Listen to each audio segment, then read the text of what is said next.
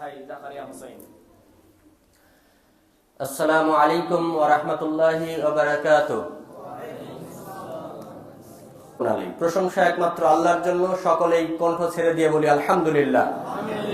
দরুদ ও শান্তি বর্ষিত হোক শেষ রাসূলের উপর, সকলেই বলি সাল্লাল্লাহু আলাইহি ওয়াসাল্লাম। ইনশাআল্লাহ আমি আপনাদের মেহমান, যেটাকে বলে উড়ে এসে জুড়ে বসা। হঠাৎ করে খুতবার পরে ভাইয়ের সাথে দেখা হয়ে গেল, ভাই বলল যে আসেন যখন আসেন। তা আমিও মনে করলাম যাই একটু দেখা করে আসি, অনেকদিন এলাকায় যাওয়া হয়নি, তাই জাস্ট আপনাদের সামনে সালাম দেওয়া। আমি আলোচনা করতে পারিও না, আলোচনা করার মতো যোগ্যতা মেধা সেটাও নেই, জাস্ট দেখা করতে এসেছি এতটুকুই। এখানে মূল আলোচনা করবেন আপনাদের প্রধান আলোচক শাইখ আহসান হাবিব মাদানী। আল্লাহ রাব্বুল আলামিন আমাদের নওগাঁর গর্ব অহংকার, যে এত বড় একজন আলেমে দিনকে আমাদের নওগাঁয় দিয়েছেন, তাকে আমরা পেয়েছি আলহামদুলিল্লাহ। আরেকবার আল্লাহর প্রশংসা করি আলহামদুলিল্লাহ। আলোচনার শুরুতে আরো একটা সুসংবাদ দিয়ে আলোচনা শুরু করি। সেটা হচ্ছে, শুধু এত বড় আলেমকে পেয়েছি ব্যাপারটা এমনটাই নয়। নওগাঁ শহরের মধ্যে যারা আমরা আমার সন্তানকে মানুষ করার জন্য, আমার ওস্তাদ সরাসরি যার কাছে মিশকাতুল মাসাবি পড়েছি এবং তাফসিরে জালালাইন পড়েছি, শেখ আব্দুর রাজ্জাক বিন ইউসুফ ওস্তাদজি, ওই মাদ্রাসাতে আমরা ছাত্র ভর্তি করাতে চাই না চাই। তারপরে মুজাফফর বিন মোহসিন আমার শ্রদ্ধেয় বড় ভাই, তার মাদ্রাসায় ভর্তি করাতে চাই না। ডক্টর আসাদুল্লাহ গালিব স্যারের মাদ্রাসায় ভর্তি করাতে চাই না। এখন ওখানকার মাদ্রাসার শিক্ষক, ওখানকার ছাত্র, ওখানকার পরিবেশ বা তার চেয়ে ভালো মানের যদি কোনো প্রতিষ্ঠান নওগাঁর বুকে আমরা প্রতিষ্ঠিত করতে পারি, তাহলে এটা আমাদের জন্য শুকরিয়া কার কাছে করব? আল্লাহর কাছে। ইনশাআল্লাহ। আমি সব সময় শুনেছি যে নওদাপাড়ায় পাঠানো অনেক কষ্টের ব্যাপার, এই সেই অনেক কিছু। আপনাদের আশা পূরণার্থে জামিয়া সালাফিয়ার একাধিক শিক্ষক নিয়ে, সাথে আহসান হাবিব মাদানী এবং ঢাকা বিশ্ববিদ্যালয়, রাজশাহী বিশ্ববিদ্যালয়, জগন্নাথ বিশ্ববিদ্যালয় থেকে গেস্ট টিচার নিয়ে এসে আমাদের নওগাঁ শহরের মধ্যে ঢাকা বাস স্ট্যান্ডের পাশে আলুহাটির যে রাস্তাটা আছে, ওই রাস্তার মুখে দাঁড়িয়ে দেখবেন চারতলা একটা বিল্ডিং। ওই বিল্ডিং এ আমরা মাদ্রাসার কার্যক্রম শুরু করেছি, যা ইংলিশ এবং আরবি মিডিয়ামের সমন্বয় হবে ইনশাআল্লাহ। আপনারা আপনার সন্তানকে সেখানে ভর্তি করবেন। এখানে যারা উপস্থিত আছেন তাদের প্রত্যেককে এই প্রতিষ্ঠানের প্রচারণার দায়িত্ব আপনাদের উপরে ন্যস্ত করে আমি আমার আলোচনা শুরু করছি ইনশাআল্লাহ।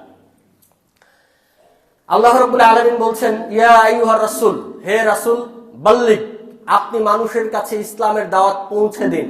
মা উনজিলা ইলাইকা মির রাব্বিক, যা আপনার প্রভুর পক্ষ থেকে আপনার উপর নাজিল করা হয়েছে। কার পক্ষ থেকে? আল্লাহর পক্ষ থেকে। কার উপর নাজিল করা হয়েছে? রাসূল সাল্লাল্লাহু আলাইহি ওয়াসাল্লামের উপর নাজিল করা হয়েছে। এবার আল্লাহ রাসূল কি ইমাম সাহেবের চেয়ে বড় মানুষ না ছোট মানুষ? অল্প বড় না বেশি বড়? বেশি বড়। কতটুক বড়?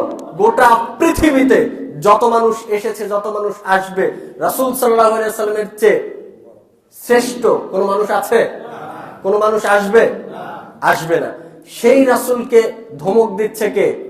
আল্লাহ। কি বলছে? ওয়াইন লাম তাফআল, মুহাম্মদ তুমি শোনো, যদি তুমি এটা না করো। কোনটা না করো? প্রথমেই বলছে ইয়া আইয়ুহার রাসূল, হে রাসূল, বাল্লিগ, তুমি মানুষের কাছে পৌঁছে দাও, মা উনজিলা ইলাইকা মির রাব্বিক, যা তোমার প্রভুর পক্ষ থেকে তোমার উপর নাজিল করা হয়েছে, তা মানুষের সামনে পৌঁছে দাও।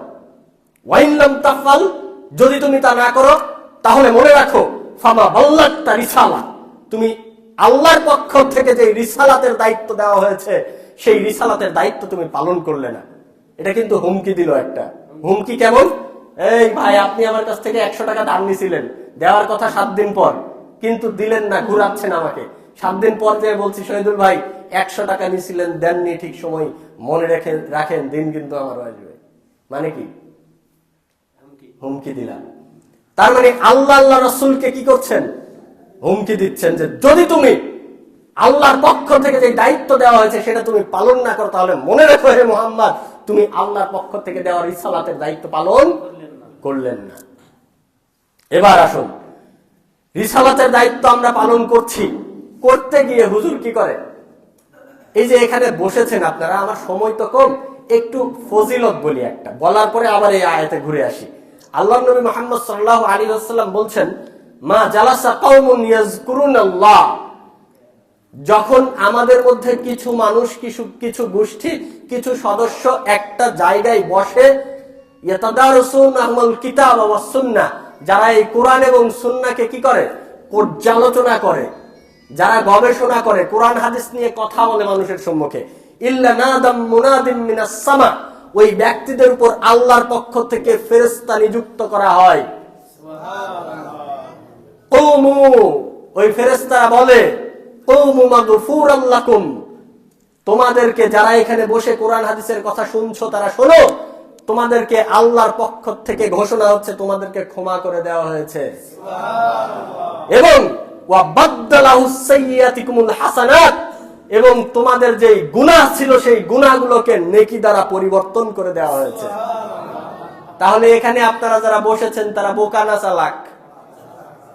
চালাক। বাইরে তো চা স্টলে বসলে একটু গল্প সল্প করতে পারতেন, এখানে এসে কথা টথা শুনতেছেন, কি করতেছেন না করতেছেন, মসজিদে এসে আবার নিজেদেরকে চালাকও বলতেছেন, তাই না? আচ্ছা, আরেকটা হাদিস শোনাই, সেটা হচ্ছে আল্লাহর নবী মুহাম্মদ সাল্লাল্লাহু আলাইহি ওয়াসাল্লাম বলছেন, কি বলছেন? যদি কোনো ব্যক্তি একটি সকাল অথবা একটি সন্ধ্যা, লা গুদওয়াতুন ফি সাবিলিল্লাহ আও রাওহাতুন খায়রুম মিনাদ দুনিয়া ওয়া মা ফিহা, যদি কোনো ব্যক্তি একটা সকাল অথবা একটা সন্ধ্যা আল্লাহর রাস্তায় ব্যয় করে। কার রাস্তায়? আপনারা কার রাস্তায় ব্যয় করতেছেন? আমি কি ভোট চাইতে এসেছি আপনার কাছে? আমি কি বলছি আমার মাদ্রাসায় দান করেন? আমি কি বলছি আমি সামনে নির্বাচনে দাঁড়াবো, আপনারা আমার টাকা দেন? আমি গুন্ডামি করতে ডাকছি, মাস্তানি করতে ডাকছি? তা তো ডাকিনি। কার রাস্তায় ডাকছি? আল্লাহর রাস্তায় ডাকছি। চাঁদাবাজি করব তার সদস্য হিসেবে আপনাকে ডাকছি? না। ইসলামের বিকৃতি করব পলিটিক্যাল সাইনবোর্ড দিয়ে এই জন্য ডাকছি? এই জন্য ডাকিনি। কার রাস্তায় ডাকছি? আল্লাহ রাস্তায়। আল্লাহর নবী কি বলছেন? যদি কোনো ব্যক্তি আল্লাহ রাস্তায় একটা সকাল অথবা একটা সন্ধ্যা, একটা সকাল অথবা একটা সন্ধ্যা, সারাদিনের কথা বলছে? সারাদিনের কথা না, কি বলছে? একটা সন্ধ্যা অথবা একটা সকাল কেউ যদি আল্লাহ রাস্তায় ব্যয় করে, তাহলে কি হবে?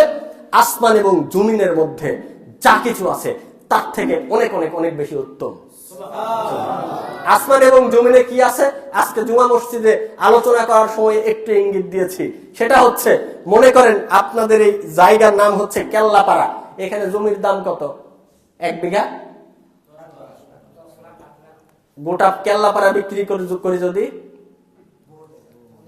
গোটা নওগাঁ বিক্রি করলে, ঢাকায় 1 বিঘা জমি বিক্রি করলে, গোটা বাংলাদেশ যদি বিক্রি করি, গোটা পৃথিবী বিক্রি করলে, গোটা পৃথিবীর ভিতরে নিচে যে খনিজ পদার্থ আছে সেগুলো বিক্রি করলে, অঙ্ক আছে? আল্লাহর নবী মুহাম্মদ সাল্লাল্লাহু আলাইহি ওয়াসাল্লাম বলছেন, লা গুদওয়াতুন ফি সাবিলিল্লাহ আও রাওহাতুন খায়রুম মিনাদ দুনিয়া ফিহা, তোমরা যারা আল্লাহর রাস্তায় একটা সকাল অথবা একটা সন্ধ্যা ব্যয় করো, তারা শুনে রাখো, তোমরা যে সময় দিলা এই সময়টা পৃথিবীতে যা কিছু আছে, এই এত কিছু বললাম, এত কিছুর মধ্যে সবচেয়ে বেশি উত্তম। কিভাবে উত্তম? আল্লাহ আপনাকে একটা জান্নাত দিবেন, যে এই জান্নাত পৃথিবীতে যা কিছু আছে তার থেকে অনেক অনেক অনেক বেশি উত্তম। তাহলে আপনারা কি চালাক না বোকা? এরকম প্রোগ্রাম করার দরকার আছে না নাই? আছে। এখানে যারা বাহির থেকে এসেছেন, যারা এখানে আছেন, তারা কোরআন এবং সুন্নাহ ভিত্তিক যারা আলোচনা করে, ভাইয়ের মতো লোক আছে এখানে, তাদেরকে নিয়ে নিয়ে প্রত্যেক মাসে প্রত্যেক সপ্তাহে আলোচনা সভা অনুষ্ঠান করবেন ইনশাআল্লাহ। আরে ভাই, আপনি আলোচনা সভা করেন না এই কারণেই মোড়ে মোড়ে গান বাজনা হয়। আপনি যদি ইসলামিক প্রোগ্রাম করতেন, মোড়ে মোড়ে আপনার ছেলে ল্যাংটা হয়ে নাচানাচি করতো না। আপনি তাদের সুযোগ করে দিয়েছেন, আপনি দাড়ি রেখেছেন, আপনার দাড়ি সাদা হয়ে গিয়েছে, আপনি ইসলামিক কাজে কাউকে সহযোগিতা করেন না। ওই যে ল্যাংটা ছেলে পেলে নাচানাচি করে ওখানে যে আবার ঠিকই লাফালাফি করেন। আপনি মসজিদের সভাপতি, মসজিদেও আপনাকে দেখা যায়, আবার ওই যাত্রা পালাতেও আপনাকে দেখা যায়। আপনার মতো দ্বিচারিতা মুনাফিক দিয়ে ইসলামের কোনো উপকার হবে না। এখানে যারা উপস্থিত আছেন তারা এরকম ইসলামী সম্মেলনে সহযোগিতা করবেন তো ইনশাআল্লাহ? ইনশাআল্লাহ। যারা সহযোগিতা করবে তাদের জন্য একটা ফজিলত বলে শেষের দিকে যাই। এখন যারা এখানে সহযোগিতা করবে তাদের ফজিলত কি? যারা সহযোগিতা করবে তাদের ফজিলত হচ্ছে, আল্লাহর নবী মুহাম্মদ সাল্লাল্লাহু আলাইহি ওয়াসাল্লাম বলছেন, যদি কোনো ব্যক্তি ভালো কাজের রাস্তা দেখায়, ভালো কাজ মানে ভালো কাজের রাস্তা যদি কোনো ব্যক্তি দেখায়, তাহলে ওই ব্যক্তি ততটাই নেকি পাবে যে ব্যক্তি রাস্তা দেখালো ওই ব্যক্তি যতটা নেকি পায়। তার মানে এখানে আমার আগে আলোচক আলোচনা করে গিয়েছেন, আমি খুব বেশি যে জ্ঞান আছে, পড়াশোনা খুব বেশি করেছি তা নয়, আমার কথা থেকে না হলে কিছু বুঝলেনই না। কিন্তু আমার আগে যিনি আলোচনা করেছে, অত্যাধিক জ্ঞান গর্ভ আলোচনা করেছে, তার কথা থেকে তো কিছু বুঝতে পেরেছেন, শিখতে পেরেছেন। একটা আমল যদি শিখেন তাহলে কি হবে? মনে করেন যে আপনার কাছে আরেকটা আমলের হাদিস বলি, সেটা হচ্ছে আল্লাহ নবী মুহাম্মদ সাল্লাল্লাহু আলাইহি ওয়াসাল্লাম বলছেন, সময় শেষ হলে একটু 2 মিনিট আগে বলেন, আল্লাহ নবী মুহাম্মদ সাল্লাল্লাহু আলাইহি ওয়াসাল্লাম বলছেন, লা তাদখুলুল জান্নাতা হাত্তা তুমিনু, তোমরা ততক্ষণ পর্যন্ত জান্নাতে যেতে পারবে না যতক্ষণ না ঈমান আনয়ন করবে। ওয়ালা তুমিনু হাত্তা তাহাব্বু, ততক্ষণ পর্যন্ত তোমরা ঈমান আনতে পারবে না যতক্ষণ না পরস্পরকে ভালোবাসবে। প্রথম কি বলেছেন? তোমরা ততক্ষণ পর্যন্ত ঈমান আনতে পারবে না যতক্ষণ না তোমরা কি করবে? পরস্পরকে ভালোবাসবে। লা তাদখুলুল জান্নাতা হাত্তা তুমিনু, তোমরা ততক্ষণ পর্যন্ত জান্নাতে যেতে পারবে না। জান্নাতে যাওয়ার জন্য কি করতে হবে? ঈমান আনতে হবে। ওয়ালা তুমিনু হাত্তা তাহাব্বু, ঈমান আনার জন্য কি করা লাগবে? পরস্পরকে ভালোবাসতে হবে। আল্লাহর নবী বলছেন, আওয়ালা আদুল্লুকুম আলা শাইইন ইযা ফাআলতুমুহু তাহাব্বাতুম, আমি কি তোমাদেরকে বলবো না এমন একটা কাজের কথা যেই কাজ করলে তোমাদের মধ্যে ভালোবাসা বৃদ্ধি পায়? আমি কি তোমাদেরকে বলবো না এমন একটি কাজের কথা যেই কাজ করলে পরস্পরের মধ্যে ভালোবাসা বৃদ্ধি পায়, ভ্রাতৃত্ব বন্ধন বৃদ্ধি পায়? আল্লাহর নবী বলছেন, আফশুস সালাম বাইনাকুম, তোমরা পরস্পরের মাঝে সালামের প্রসারতা বৃদ্ধি করো। তাহলে আমি আপনাকে সালাম দিলাম মানে আপনার সাথে আমার শত্রুতা শেষ। আমি আপনাকে সালাম দিলাম মানে আপনার সাথে আমার শত্রুতা শেষ। তারপরে কি হবে? আপনার সাথে ভালোবাসা তৈরি হবে। ভালোবাসা তৈরি হলে কি হবে? আমার জন্য আপনার জন্য জান্নাত হয়ে যাবে। জান্নাত পাওয়ার জন্য সালাম দেওয়া কি তাহলে জরুরি? এই যে সালামের একটা হাদিস আপনি শুনে গেলেন, এখন এই একটা হাদিস আপনি গিয়ে বাসায় আপনার স্ত্রীকে বললেন যে সালাম না দিয়ে মোবাইলে হ্যালো আর বলবেন না, আগে কি বলবেন? আসসালামু আলাইকুম বলবেন। বউকে বলবেন আগে কি করতে হবে? আসসালামু আলাইকুম। আপনি তো আমার স্বামী, আপনার তো সালাম দেওয়া যাবে না, দিলে পাপ হবে নাকি? হ্যাঁ, আপনি কি করবেন? বউ যদি সালাম না দেয়, আপনি আগে বউকে সালাম দিবেন। বাবা মাকে সালাম দেওয়া যাবে না? যাবে না? লজ্জা লাগবে না? লজ্জা লাগবে না? আচ্ছা, আমাদের লজ্জা লাগে বাপ মাকে সালাম দিতে আর বউকে সালাম দিতে, ঠিক আছে? তাহলে আমাদেরকে কি করতে হবে? সবাইকে সালাম প্রদান করতে হবে। আমরা যে মানুষকে সালাম প্রদান করব এই কথা এখান থেকে শিখে গেলাম। যারা আয়োজন করেছে, আপনি আজ থেকে যাওয়ার পর যত মানুষকে সালাম দিবেন, দিয়ে যতগুলো নেকি পাবেন, যারা এই প্রোগ্রামের আয়োজন করেছে তারা ঠিক ততটাই নেকি পাবে। বলুন সুবহানাল্লাহ। এবার আপনাদের কি বাইরে গিয়ে এইরকম প্রোগ্রাম করা জরুরি না জরুরি নয়? আমাদের উস্তাদুল আসাতিজা শায়েখ আহসান হাবিব মাদানী উনি চলে এসেছেন। ইনশাআল্লাহ আমি 5 মিনিটের মধ্যেই শেষ করে ফেলবো ইনশাআল্লাহ। পরিশেষে আমি আপনাকে যেটা বলতে চাচ্ছি সেটা হচ্ছে, প্রথমে যে আয়াতটি বলেছিলাম, ইয়া আইয়ুহা রাসূল, হে রাসূল, বাল্লিগ মা উনজিলা ইলাইকা মির রাব্বিক, আপনি প্রচার করুন, আপনার প্রভুর পক্ষ থেকে আপনার উপর যা অবতীর্ণ করা হয়েছে তাই প্রচার করুন। তাহলে আপনাকে এখানে যারা উপস্থিত আছেন, প্রচার করার দায়িত্ব কি সবার নাকি হুজুরদের? শুধু আহসান হাবিব মাদানী হুজুর করবে না, নাকি আপনারাও করবেন? সবাই। আল্লাহ নবী কি বলছেন? আল্লাহ নবী বলছেন, বাল্লিগু আন্নি ওয়ালাউ আয়া, তোমাদের যদি একটি আয়াত জানা থাকে তবুও তোমরা সেটা মানুষের সামনে প্রচার করো। ওয়া হাদ্দিসু আন বানি ইসরাইল ওয়ালা হারাজ, যদি বানি ইসরাইলদের কাহিনী বলতে হয় তারপরেও তোমরা বলো। কিন্তু মান কাযাবা আলাইয়া মুতাআম্মিদান ফালিয়াতাবাউ মাকআদাহু মিনান নার, যে ব্যক্তি এই কথা বলতে গিয়ে, দাওয়াত দিতে গিয়ে আমার নামে মিথ্যা কথা মানুষের সামনে প্রচার করবে, তারা শুনে রাখো, তারা যেন নিজেদের স্থান নিজেরাই জাহান্নামে করে নেয়। অতএব আমরা যারা মানুষের সামনে দাওয়াত দিচ্ছি, বক্তা বড় বড়, আমরা অনেকেই হেলিকপ্টারে আসি, অনেকেই উড়োজাহাজে আসি, অনেকেই প্রাইভেট কারে এসে বক্তব্য দেই মানুষের সামনে, অনেক বড় আলেম, অনেক বড় টুপি, অনেক বড় জুব্বা, কিন্তু রাসূলের কথা না বলে আমি আমার মুখের কথা মানুষের সামনে বলি। তাহলে এই সকল হুজুরদের জন্য আল্লাহ রাব্বুল আলামিন স্পেশাল একটা জায়গা নির্ধারণ করে রেখেছেন। আমার আপনার কাছে ওই হুজুর যতই বড় প্রিয় হোক না কেন, আমার আপনার কাছে ওই হুজুর যতই আদর্শিত ব্যক্তি হোক না কেন, আল্লাহ রাব্বুল আলামিন ওই ব্যক্তির জন্য যেই জায়গা নির্ধারণ করেছেন সেই জায়গা হচ্ছে জাহান্নাম। আল্লাহ নবী বলছেন, ওই ব্যক্তি যেন নিজেই নিজের স্থান জাহান্নামে করে নেন। তাহলে আমাদের জন্য যারা আলেম রয়েছি, যারা কোরআন হাদিসের কথা বলি, তাদের উচিত যে আমরা যেন কোরআনের এবং হাদিসের রেফারেন্স সহ মানুষের সম্মুখে আলোচনা করি ইনশাআল্লাহ। পরিশেষে আমি আপনাকে বলতে চাই, আজকে জুমা খুতবায় একটা কথা বলেছি। আমাকে একজন বলেছিল, ভালো একটা মাদ্রাসা তৈরি না করে একটা বৃদ্ধাশ্রম তৈরি করো, তাহলে কি হবে? মানুষ আর বাবা মাকে দেখতে পারে না, বাবা মাকে সম্মান করে না, বাবা মাকে মর্যাদা দেয় না, বাবা মাকে পিটন দেয়, পিটাই বাবা মাকে। এই বাবা মাকে দেখাশোনা করার জন্য একটা ভালো বৃদ্ধাশ্রম তৈরি করো। আমি উল্টা বলেছিলাম, পৃথিবীতে এমন কোন সাহাবী এসেছিল রাসূলের যুগে যেই সাহাবীর পিতামাতাকে বৃদ্ধাশ্রমে যেতে হয়েছিল? এমন কোন তাবি এসেছিল যে তাবির পিতামাতাকে বৃদ্ধাশ্রমে যেতে হয়েছিল? কোন তাবি, কোন ইমাম আবু হানিফা, ইমাম মালিক, ইমাম শাফি, ইমাম আহমদ বিন হাম্বল, পৃথিবীতে কোন ইমামের বাবা মাকে বৃদ্ধাশ্রমে যেতে হয়েছিল? এখন পর্যন্ত এই 2025 সালেও যারা বড় বড় আলেম, তাদেরকে কি কোন পিতামাতাকে বৃদ্ধাশ্রমে দিতে হয়? দিতে হয় না। তার কারণ আমি আমার সন্তানকে মানুষের মতো মানুষ করে তৈরি করেছি। ইনশাআল্লাহ যদি আমার সন্তানকে মানুষের মতো মানুষ করে তৈরি করতে পারি, তাহলে আমার সন্তান আমাকে বৃদ্ধাশ্রমে পাঠাবে না। আজকে স্কুল কলেজ বিশ্ববিদ্যালয়ে মানুষের মতো মানুষ তৈরি করা হয় না, শুধু তার মাথায় পড়াশোনা গেজিয়ে দেওয়ার মতো চেষ্টা করা হয়। তাকে আদর্শ শিক্ষা দেওয়া হয় না, তাকে আখলাক শিক্ষা দেওয়া হয় না, তার চরিত্র সংশোধন শিক্ষা দেওয়া হয় না। ইনশাআল্লাহ আমরা সালমা রহমান ইসলামিক একাডেমির পক্ষ থেকে আপনাদেরকে ঘোষণা করছি, শায়েখ আহসান হাবিব মাদানী, তাকে আমরা পেয়ে যেমন গর্বিত, ইনশাআল্লাহ এই মাদ্রাসাটাকে নওগাঁর মুখে পেয়েও আমরা গর্ববোধ করব ইনশাআল্লাহ। একদিন এই মাদ্রাসা থেকে আমরা আদর্শ মানুষ সাপ্লাই দিব ইনশাআল্লাহ। ইনশাআল্লাহ আমরা আদর্শ ছেলে পেলে সাপ্লাই দেব, আদর্শ ছেলে গড়ে তুলবো ইনশাআল্লাহ, আমরা প্রতিজ্ঞাবদ্ধ। ইনশাআল্লাহ এই মাদ্রাসা নিয়ে আপনাদের প্রধান বক্তা আলোচনা করবেন আলোচনার সময়।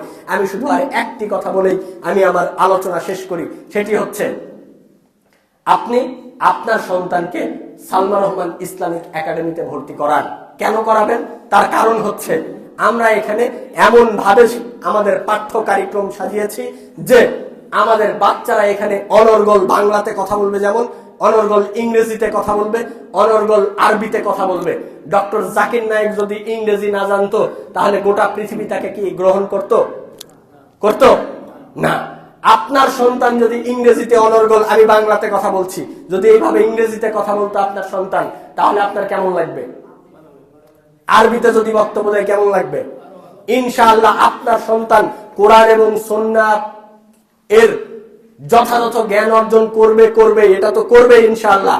সাথে সাথে ভাষাগত দিক থেকে, চারিত্রিক দিক থেকে, আদর্শগত দিক থেকে যে কোন স্কুলের সাথে যদি আমরা কম্পিটিশন করাতে না পারি, ইনশাআল্লাহ ওই মাদ্রাসা পরের বছর আর চালাবো না, বন্ধ করে দিব ইনশাআল্লাহ। আমরা প্রতিজ্ঞাবদ্ধ, যদি আপনার সন্তানকে মানুষের মতো মানুষ তৈরি করতে না পারি, পরের বছর ওই মাদ্রাসা চালাবো না ইনশাআল্লাহ, বন্ধ করে দিব। আপনার সন্তানের জীবন নষ্ট করার জন্য আমরা নয়, বরং আপনার সন্তানের জীবন গড়ে তোলার জন্য আমরা প্রতিজ্ঞাবদ্ধ। অতএব আপনারা আপনাদের সন্তানকে সালমা রহমান ইসলামিক একাডেমিতে ভর্তি করান। পরিশেষে আমার আলোচনায় কেউ মন খারাপ করলে আন্তরিকভাবে আমি ক্ষমা চেয়ে আমি আমার আলোচনা এখানে শেষ করছি। তবে আল্লাহর কাছে বলি, আল্লাহ আমাদের এখানে যারা উপস্থিত আছে প্রত্যেককে ইসলামের জন্য কবুল করে নেন। সকলেই বলি আল্লাহুম্মা আমিন। আল্লাহ, আমরা যারা এখনো হীনমন্যতায় ভুগি, এখনো মনে করি আমরা অল্প কিছু মানুষ, আমাদের দ্বারা ইসলামের কোনো উপকার হবে না, তাদেরকে ইসলামের দিকে উদখুলু ফিস সিলমি কাফা, ইসলামের দিকে পরিপূর্ণ প্রবেশ করার তৌফিক দান করুন। আল্লাহুম্মা আমিন। আল্লাহ এই সম্মেলনকে কবুল করুন। আমিন সুম্মা আমিন। রব্বিক ফিল আমিন ওয়া আখির দাওয়ানা আলহামদুলিল্লাহি রাব্বিল আলামিন। আসসালামু আলাইকুম ওয়া রাহমাতুল্লাহি ওয়া বারাকাতুহু।